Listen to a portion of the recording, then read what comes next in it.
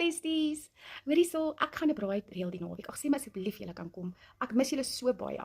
Ek gaan natuurlik my knoffelbrood maak en dan weet julle die bekende aardappelslaai van my. En dan natuurlik iets soets vir na die tyd ook. Ag sê my asseblief julle gaan kom.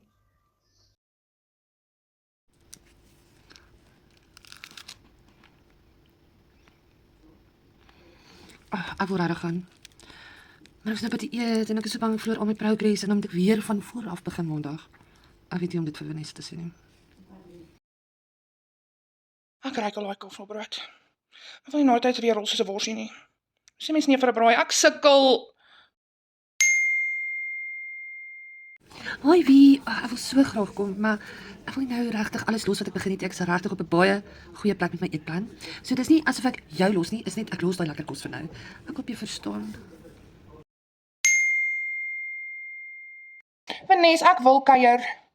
Maar ek ken myself, as ek daar kom eet, ek en dan voel ek weer sleg na die tyd. Ek los nie die kuier nie, ek los net die ooreet. Ek hoop jy verstaan.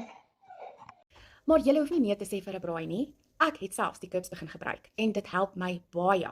Ek voel voller, ek eet minder en ek is nie meer lus vir brood of 'n snacks nie.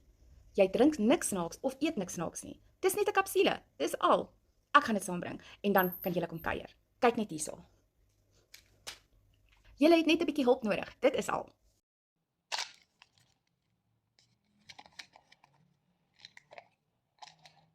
Nou praat jy my taal, nou kan ons braai.